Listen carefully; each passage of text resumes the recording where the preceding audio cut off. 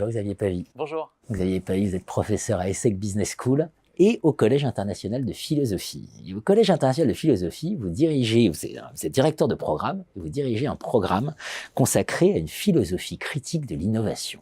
Cette fameuse innovation.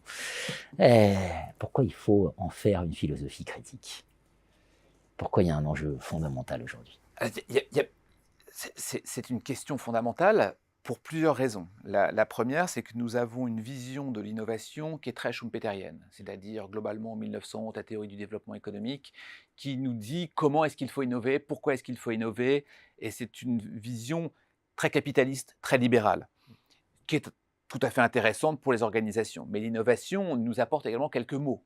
Des mots politiques, quand vous avez une caméra de vidéosurveillance par un gouvernement, des mots environnementaux, lorsque vous avez des téléphones portables qui ne sont pas recyclés ou extraits des matériaux, et on a des questions qui sont évidemment humaines quand on pense au transhumanisme par exemple.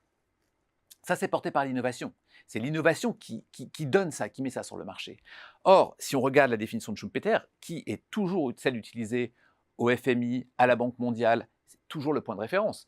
Il a peut-être, alors que c'était fait en 1911, aujourd'hui besoin de se reposer cette question. Au Collège de philosophie, au Collège international de philosophie, j'ai repris l'innovation depuis ses débuts. Alors on voit même qu'elle naît en Grèce, en Grèce antique, les mines de l'Orion sont utilisées, et c'est la kétonomia et la kénotomia. La kénotomia, c'est le changement. Le changement, et quel changement on veut voir apparaître. Eh bien, ce changement que l'on voit voir apparaître dans les organisations, ce qui dans le mot latin sera innovare. Innovare qui signifie le changement à l'intérieur. Donc tout ça procède, il y a plus de 2500 ans, du même fil rouge que l'on tire aujourd'hui. Sauf que ce fil rouge, ces 100 dernières années, alors que ça date depuis 2500, ces 100 dernières années sont exclusivement regardées à propos de l'économie libérale capitaliste avec une recherche de profit. Et c'est ça que je cherche à critiquer. C'est extrêmement important parce que innover, ça veut dire explorer l'inconnu. Donc, par définition, ne pas être maître des conséquences non plus de l'innovation.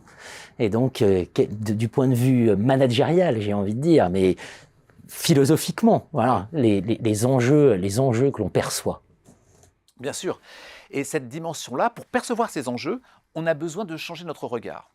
C'est pourquoi, dans cette critique de l'innovation, je convoque Hans Jonas, qui parle, par exemple, du principe responsabilité, qui va dire qu'il faut inverser la charge de la preuve. Inverser la charge de la preuve, ça veut dire que c'est à celui qui met en place de prouver le fait que ça ne va pas nuire, contrairement à ce que l'on peut entendre de la responsabilité. On peut convoquer Jacques Ellul, par exemple. Jacques Ellul qui n'est jamais convoqué alors que c'est un penseur de la technique. Et Jacques Ellul est particulièrement important parce qu'il va essayer de dire « c'est quoi les besoins de la technique ? Quel est le besoin de la technique pour pouvoir apparaître et émerger ?» Mais quelqu'un comme Ivan Illich qui écrit un livre formidable sur la convivialité. Rapidement, il écrit en 52 et il parle du téléphone et il dit le téléphone est un outil convivial par excellence. Vous pouvez joindre X ou Y quand vous voulez. Et il dit mais aujourd'hui, vous utilisez le téléphone à la place d'aller voir quelqu'un. C'est-à-dire d'un outil convivial qui peut accroître les relations les uns avec les autres, et bien finalement, on ne va plus voir les autres. Et il dit finalement, cette technique-là, on en est dépendant. Gardez en tête qu'il a écrit en 52.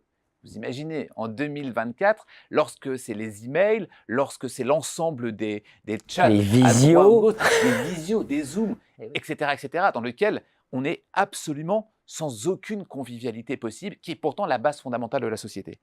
Donc, cette critique de l'innovation ne peut plus se faire avec Schumpeter, mais elle doit se faire à partir d'Ellul, de Illich, de Jonas, de Simondon, d'Heidegger également sur la critique. Et cette dimension-là nous apporte une nouvelle vision de l'innovation qui doit être tout à fait respectée. Quand on parle de décroissance, quand on parle d'anticapitalisme par exemple, ça ne fonctionne pas.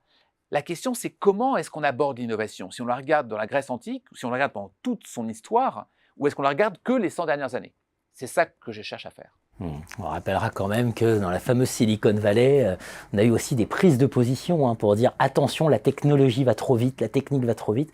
Quand on pense à tous les débats aujourd'hui dans nos démocraties sur les réseaux sociaux, par exemple, c'est l'exemple type des problèmes de haine, de harcèlement, etc.